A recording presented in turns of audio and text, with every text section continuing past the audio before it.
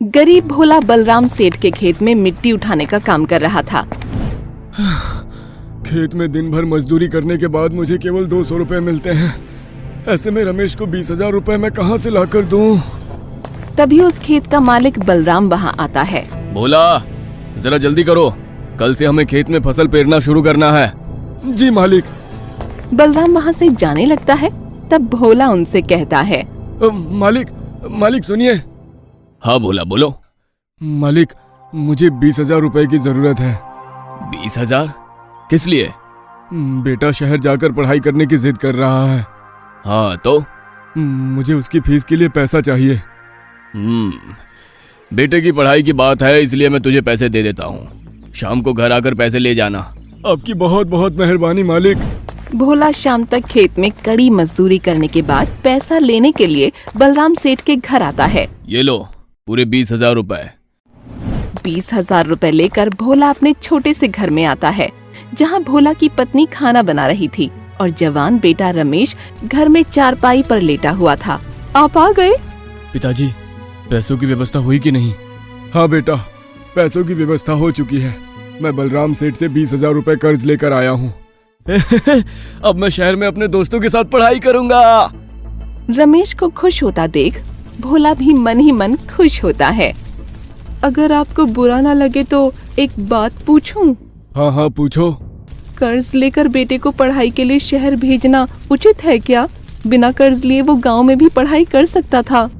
रमेश का शहर जाकर पढ़ने का सपना पूरा करना हमारा फर्ज है। आखिर वो हमारे बुढ़ापे की लाठी है। वो तो ठीक है, पर बलराम सेठ से जो कर्ज लिया है वो हम चुकाएंगे कैसे? मैं दिन रात मेहनत करके मालिक का पैसा चुका दूंगा। अगले दिन भोला शहर के कॉलेज में रमेश का एडमिशन करवाकर अपने गांव वापस चला आता है। सुनते हो जी, हमारा बेटा कब वापस लौटेगा? 2 साल बाद। मुझे डर है कि वो शहर में कहीं गलत संगत में न पड़ जाए। मुझे विश्वास है रमेश वहाँ कोई बुरे काम नहीं करेगा। रमेश बहुत बदमाश था। असल में वो शहर में पढ़ाई करने नहीं, अपने शौक पूरे करने गया था। देखते ही देखते कई महीने गुजर जाते हैं।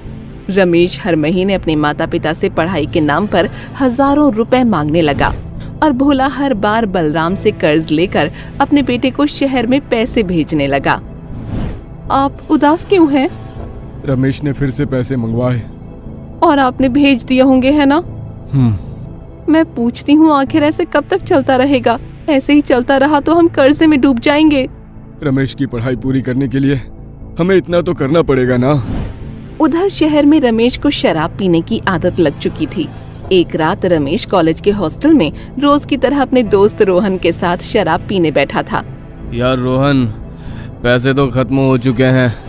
अब कल शराब के लिए पैसे कहाँ से लाऊंगा?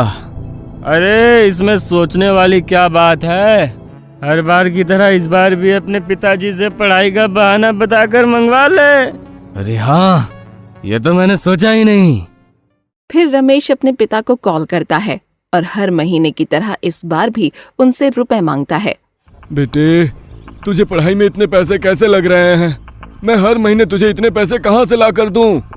पिताजी, क्या आपको मुझ पर भरोसा नहीं? ऐसी बात नहीं है बेटा। बलराम सेठ के कर्ज से परेशान हो चुका हूँ। पता नहीं उन्हें वापस कैसे लौटाऊंगा। इतना कहकर रमेश कॉल कट कर देता है। रमेश को पैसे कहाँ से ला कर दूं? कुछ समझ में नहीं आ रहा। आप हिम्मत मत हारिए, कुछ न कुछ तो जुगाड़ हो ही जाएगा।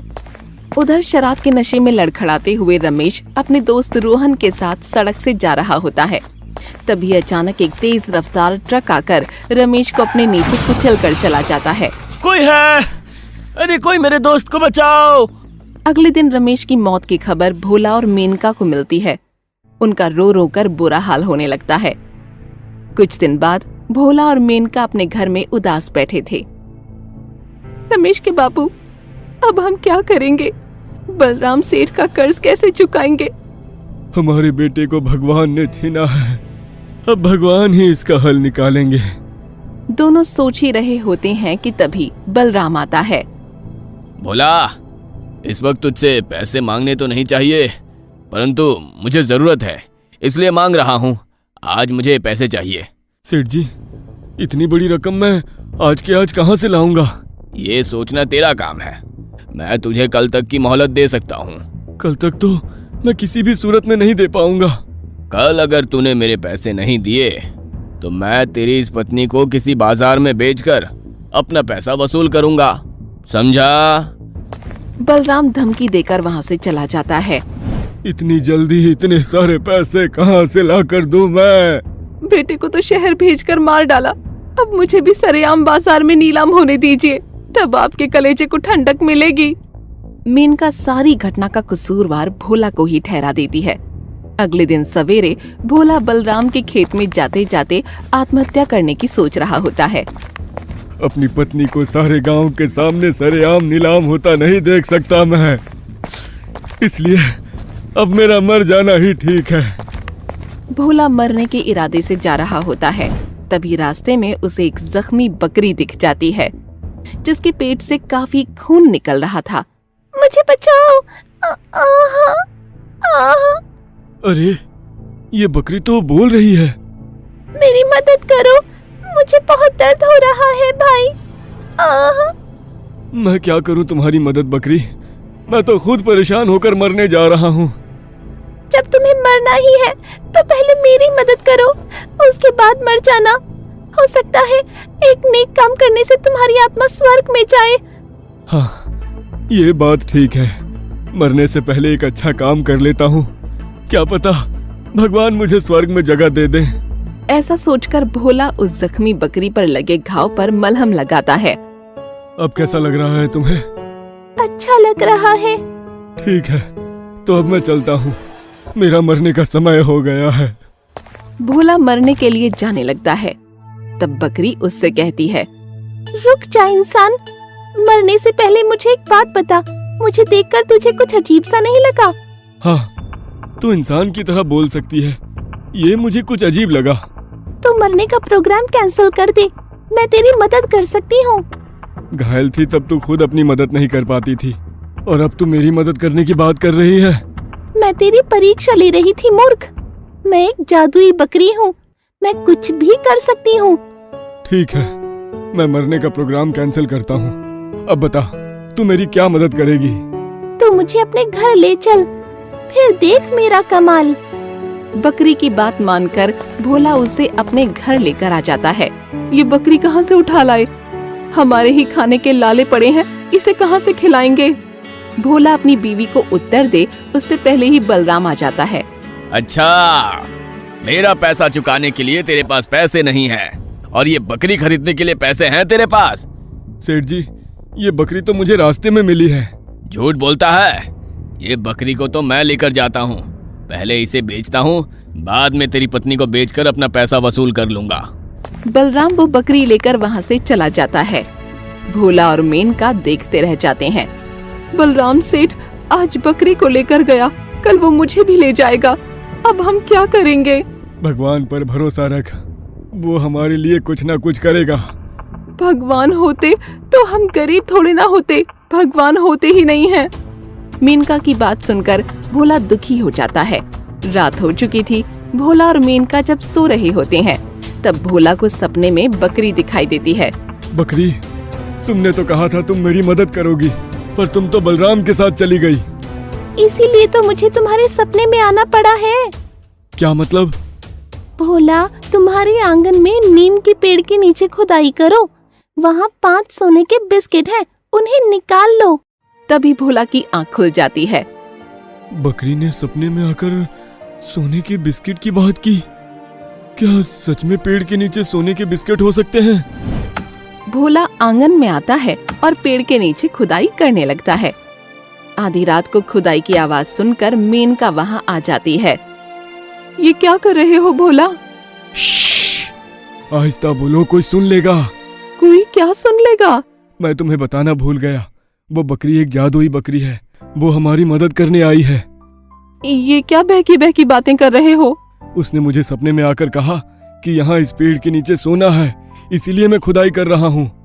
फिर भोला खुदाई करने लगता है। ये देखो, सोने के बिस्किट। 5 सोने के बिस्किट देखकर दोनों को अपनी आंखों पर यकीन नहीं हो रहा था। अब हम बलराम सेठ का कर्ज चुका सकते हैं, अब हमारी सारी परेशानी दूर हो जाएगी। मैं गलत थी, भगवान होते हैं। मेनका की बात सुनकर भोला भी खुश हो जाता है। अगले दिन भोला 2 सोने के बिस्किट बेचकर बलराम को पैसे देने जाता है। सेठ, लो ये तुम्हारे पैसे और मेरी बकरी मुझे दे दो। भोला के पास इतने सारे पैसे देख बलराम सोच में पड़ जाता है। भोला, इतने सारे पैसे कहाँ से लाया? कहीं डाका वाका तो नहीं डाला है ना? तुम अपने पैसे गिनो, मैं अपनी बकरी को लेकर जाता हूँ। और हाँ, अब मुझे नौकरी करने की जरूरत नहीं है, इसलिए मैं तुम्हारी नौकरी भी छोड़ रहा हूँ। भोला अपनी बकरी लेकर चला जाता है। उसके जाने के बाद बलराम अपने आदमी से कहता है, जगावर, पता कर भोला पैसे कहाँ से लाया है। जगावर चुपके से भोला के पीछे जाता है। रात के वक्त, भोला, आज मैं तुम्हें और सोना दूंगी। शुक्रिया बकरी। आज से मैं तुम्हें रोज 5 सोने की लेंडी दूंगी। हैं? तब तो मैं धनवान बन जाऊंगा, है ना? देखते ही देखते बकरी 5 सोने की लेंडी देती है। भोला, इसे लेकर कहीं छुपा दो, अब कल मैं और 5 सोने की लेंडी दूंगी। तो ये बात है, ये बकरी जादुई बकरी है। अगले दिन जगावर सारी बात बलराम को बताता है। मुझे वो बकरी हर हाल में चाहिए। जाओ, उठा लाओ उस जादुई बकरी को। बलराम के गुंडे भोला के घर गुंडागिरी करके जादुई बकरी को ले जाते हैं। इसी सदमे में भोला और मेनका रो रहे होते हैं। बहुत जल्द हम धनवान बनने वाले थे और बलराम बकरी को ले गया। भगवान पर भरोसा रख, वही कोई रास्ता निकालेगा। हाँ, भगवान जरूर कोई रास्ता निकालेंगे। उधर बलराम बकरी को रोज ताजा ताजा चारा खिलाता, पर बकरी सोने की लेंडी नहीं देती, जिससे परेशान होकर बलराम कहता है, जगावर, तुम्हारी खबर झूठी है। भला कोई बकरी थोड़ी ना सोने की लेंडी दे सकती है। जाओ, इसे वापस भोला के घर छोड़ाओ। जगावर जादुई बकरी को भोला के घर छोड़कर चला जाता है। बकरी को वापस आया देख दोनों खुश हो जाते हैं। रात के वक्त, सुनते हो, चलिए ना, बकरी ने सोने की लेंडी दी होगी। नहीं मेनका, इतनी लालच अच्छी नहीं है। जब हमें जरूरत आन पड़े तभी हमें बकरी से सोना मांगना चाहिए। भोला की बात सुनकर मेनका को अच्छा नहीं लगा। जादुई बकरी मिलने पर भी आपकी सोच गरीबों वाली है। पता नहीं हम कभी अमीर बनेंगे या नहीं। यूं ही कई दिन गुजर जाते हैं। एक दिन भोला बाहर गांव जाता है। तब लालची मेनका के दिमाग में एक भयानक आइडिया आता है। मेरा गरीब पति कभी भी अमीर नहीं बन सकता। आज भोला घर पर नहीं है। मेनका उसकी गैर हाजिरी का फायदा उठाना चाहती है। मदद मांगने पर ये जादुई बकरी सिर्फ 5 सोने की लेंडियां देती है। क्यों ना इसका पेट चीरकर सोने की सारी लेंडियां ले ली जाए। जल्दी धनवान बनने के लालच में मेनका जादुई बकरी का पेट चीर देती है, मगर पेट से कुछ हासिल नहीं होता। अरे रे, बकरी तो मर गई, पर सोना कहीं नहीं है। जादुई बकरी को मार डालने के बाद उसे पछतावा होने लगता है। हे भगवान, ये मुझसे क्या हो गया। तभी भोला वहाँ आ जाता है। भोला ये देखकर सुन्न रह जाता है। लालची औरत, तूने ये क्या कर दिया? अपने लालच के चलते तूने एक निर्दोष मददगार की हत्या कर दी। भगवान तुझे कभी माफ नहीं करेगा।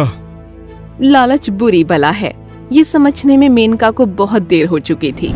इस पछतावे के साथ मेनका और भोला अपना आगे का जीवन व्यतीत करते हैं।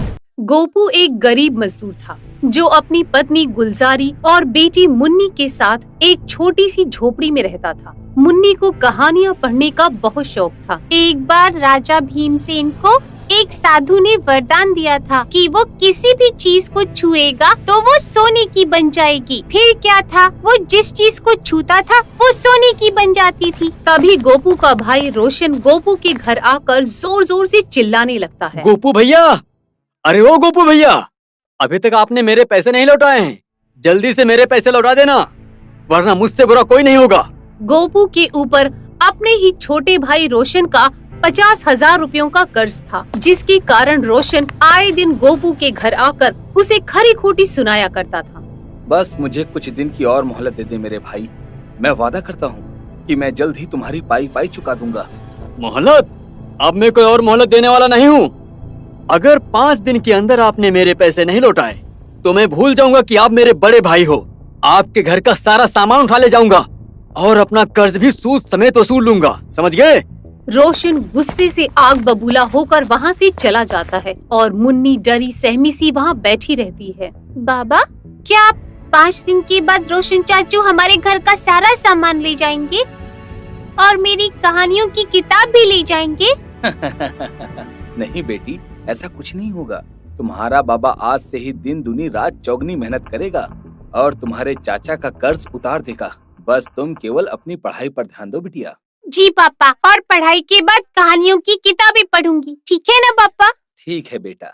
कुछ दिन बाद खेत में हल चलाते हुए बिरजू को एक सोने की बकरी मिलती है जो बिल्कुल असली बकरी की तरह दिखती है। गोपू ये देख बहुत खुश हो जाता है। अरे वाह, ये तो सोने की बकरी है। जरूर इसे भगवान ने हमारे लिए ही यहाँ रखा है। वाह गोपू, तू तो एक झटके में ही करोड़पति बन गया रे। अब हमारा सारा कर्जा एक झटके में ही उतर जाएगा। गोपू खुश होते हुए सोने की बकरी को अपने घर लाता है, जिससे गोपू की पत्नी बहुत खुश हो जाती है। अरे वाह, ये तो सोने की बकरी है। ये तुम्हें कहाँ से मिली? खेती करते वक्त ये मुझे खेत से मिली है। इस सोने की बकरी को बेचकर हम तो माला माल हो जाएंगे, है ना? हाँ, मगर सबसे पहले हम उन पैसों से अपना सारा कर्जा चुकता कर देंगे। हाँ, फिर हम शहर में एक बड़ा सा बंगला खरीद लेंगे और ढेर सारे नौकर चाकर रखेंगे जो हमारे लिए तरह तरह के पकवान बनाएंगे और मैं उसमें कमियां निकालूंगी और उनकी तनख्वाह काट लूंगी। गुलजारी जब ख्याली पुलाव पका रही थी तब मुन्नी सोने की बकरी को ध्यान से देख रही थी। उसे इस बकरी का चेहरा कुछ जाना पहचाना सा लग रहा था। बाबा, ये तो असली बकरी है जो राजा भीमसेन के छूने पर सोने की बन गई थी। नहीं बिटिया, ये असली नहीं, सोने की बकरी है। पापा, इसके बारे में मैंने एक कहानी में पढ़ा था, ये असली बकरी है। फिर मुन्नी गोपू और गुलजारी को राजा भीमसेन की कहानी सुनाती है। अब समझे पापा, उन दिनों राजा भीमसेन के छूने पर हर चीज सोने की बन जाया करती थी, तब ये बकरी भी सोने की बन गई थी। मुन्नी की कहानी सुनकर गुलजारी गुस्से से बोलती है, तू क्यों मनगढ़ंत कहानी सुनाकर मेरे सपनों पे पानी फेरना चाहती है? ये असली बकरी नहीं, सोने की जादुई बकरी है। मैं सच कह रही हूँ माँ, ये मनगढ़ंत नहीं, ये सच्ची कहानी है। चुप, कब से देख रही हूँ बड़बड़ किए जा रही है। जा जाकर पढ़ाई कर और आप भी मुन्नी की बातों में मत आइए और जल्दी से जाकर इस बकरी को सोनार के यहाँ बेच कर आइए और जल्दी से मुझे करोड़पति बना दीजिए। गोपू ने सोचा अगर ये बकरी सच में जादुई बकरी है तो मुन्नी से एक सवाल तो बनता है, इसलिए वो कुछ सोचकर मुन्नी से बोला, बेटी, अगर तुम्हारी बात सच है तो ये बकरी अभी तक सोने की ही क्यों है?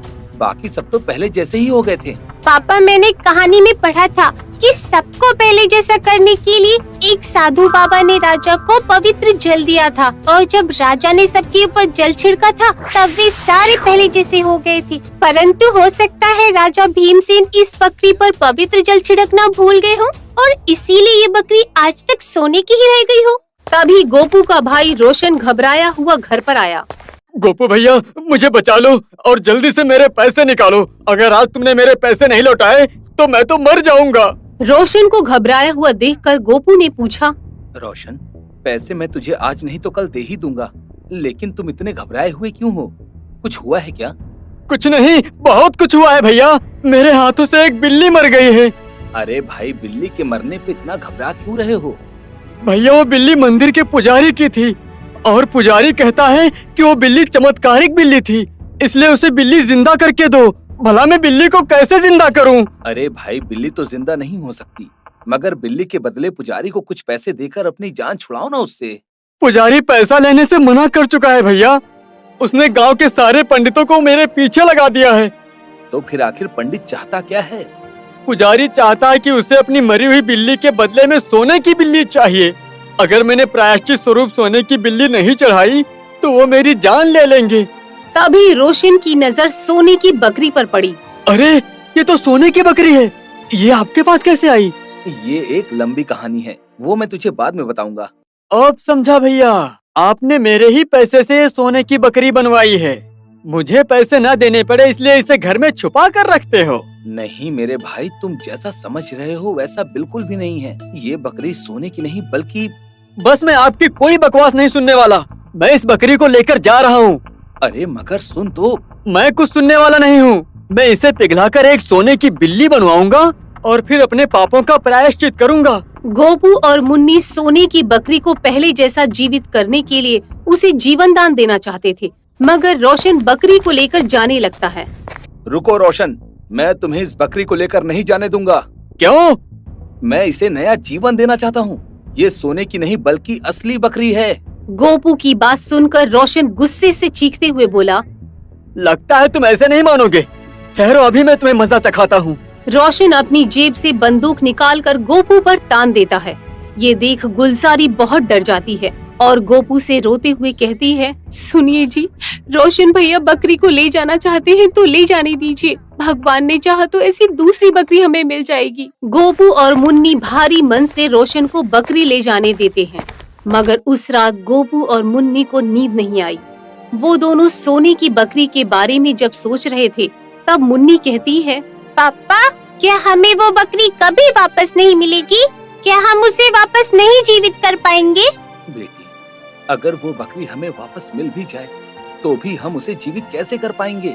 पापा, मैंने कहानी में पढ़ा था कि कहीं से हमें वो पवित्र जल मिल जाए तो हम उस बकरी पे छिड़क कर उसे जीवित कर सकते हैं। मगर वो पवित्र जल हमें कहाँ मिल सकता है बिटिया? वो जगह मैं जानती हूँ पापा। तो क्या हम सच में बकरी को जीवित कर सकते हैं? हाँ पापा। ठीक उसी वक्त गुलजारी आकर कहती है, मैंने तुम दोनों की बात सुन ली है। अब चाहे मैं करोड़पति बनूं या ना बनूं, परवाह नहीं, पर अब हम उस बकरी को जीवित करके ही रहेंगे।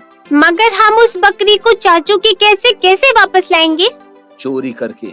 चल बेटी, अब हम उस बकरी को तेरे चाचू की लालच की भेंट बिल्कुल नहीं चढ़ने देंगे, चाहे कुछ भी हो जाए। तीनों आधी रात को चुपके से रोशन के घर जाकर सोने की बकरी को चुरा लेते हैं, मगर तभी रोशन उन्हें देख लेता है और उनका पीछा करता है। रुक जाओ चोर कहीं के, कहाँ भाग रहे हो? एक बार मेरे हाथ लग गए ना तो मैं तुम लोगों की नानी याद दिला दूंगा। रुक जाओ। तीनों रात के वक्त खेत में सोने की बकरी को लेकर भागते हुए जा रहे थे। तभी रोशन से बचने के लिए तीनों एक पेड़ के पीछे छिप जाते हैं। भागकर कहाँ जाओगे भैया? मैं तुम्हें पाताल से भी ढूंढ निकालूंगा। तीनों भाग भाग कर थक चुके थे और मुन्नी को बहुत प्यास भी लगी थी। पापा, मुझे जोरों से प्यास लगी है। थोड़ी देर ठहर जा बिटिया, तेरे चाचा के जाने के बाद ही मैं उस हैंडपंप से पानी लाकर तुझे पिला दूंगा। रोशन दाएं बाएं देखकर आगे बढ़ जाता है। फिर गोपू हैंडपंप से पानी निकालकर मुन्नी के पास आता है, मगर ठीक उसी वक्त रोशन वहां आ जाता है। आखिर पकड़े गए ना भैया? मुझे पता था कि तुम यहीं पर छुपे होगे। चलो अब जल्दी से मुझे वो बकरी दे दो। नहीं, ये बकरी मैं तुम्हें नहीं दूंगा। हम इसे जीवित करना चाहते हैं, इसलिए हम तुम्हें बकरी नहीं देंगे चाचू। बकरी को पाने के लिए रोशन और गोपू के बीच लड़ाई होती है। तभी अचानक रोशन गोपू को मारने के लिए तलवार निकाल लेता है। देखो भैया, अभी भी वक्त है, मुझे सोने की बकरी दे दो, वरना जान से हाथ धो बैठोगे। रोशन तलवार हाथ में लिए आगे बढ़ता है। तभी गोपू अपनी रक्षा के लिए हैंडपंप उखाड़ देता है। हैंडपंप के उखड़ते ही जमीन से पानी का फव्वारा निकलता है और पानी सोने की बकरी के ऊपर गिरता है। सोने की बकरी पर पानी पड़ते ही बकरी जीवित हो जाती है। देखा पापा, ये बकरी जीवित हो गई। वो पवित्र जल यही है। गोपू, अब तुम हट जाओ, इससे मैं निपट लेती हूँ।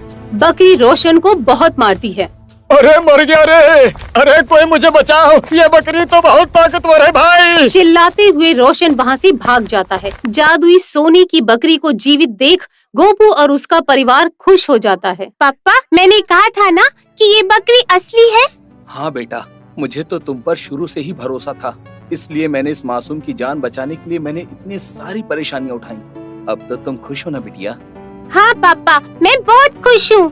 तुम तो खुश हो, मगर करोड़पति बनते बनते रह गई तुम्हारी माँ खुश है क्या? गरीबी की वजह से पहले मुझे अमीर बनने का लालच था। सोचा था तुम्हें बेचकर अमीर बन जाएंगे, मगर इंसानियत भी तो कोई चीज है ना। और फिर इंसानियत के नाते ही हमने तुम्हें जीवित करने का सोचा। फिर तुम्हारी रोशन से लड़ाई हुई। लड़ते लड़ते तुमने हैंडपंप उखाड़ दिया और पाताल का पानी मेरे ऊपर गिरा और मैं पहले जैसी हो गई। वैसे ये पानी तो नॉर्मल पानी है ना? नहीं, ये पानी नॉर्मल पानी नहीं था। ठीक इसी जमीन के नीचे राजा भीमसेन की नदी थी और उसी धरती से निकला हुआ पानी का एक एक कतरा पवित्र है, इसीलिए वो पानी मेरे ऊपर गिरते ही मैं जीवित हो गई। बकरी, हमने तुम्हें जीवित तो कर दिया, मगर अब तुम कहाँ जाओगी, क्या खाओगी और किसके साथ रहोगी? मुन्नी की बात सुनकर बकरी कहती है, मुन्नी, मैं सामान्य बकरी नहीं हूँ, मैं एक जादुई बकरी हूँ। तुमने मुझे जीवित करके पुण्य का काम किया है, अब तुम्हारा भला करना मेरा काम है। फिर बकरी पॉटी करती है। पॉटी में सोने की लेड़ियाँ गिरती हैं। ये देख तीनों अचंभित हो जाते हैं। सोने की लेड़ियाँ? हाँ, इसे बेचकर तुम अपनी गरीबी मिटा देना। अच्छा, तो मैं चलती हूँ। तुम हमें छोड़कर जा रही हो? हाँ, मेरे माता पिता सदियों से स्वर्ग में मेरा इंतजार कर रहे हैं। अलविदा। अगले दिन गोपू सोने की लेड़ियाँ बाजार में बेचकर पैसे वाला बन जाता है और अपना सारा कर्जा चुकता करके अमीरों जैसी जिंदगी खुशी से जीने लगता है।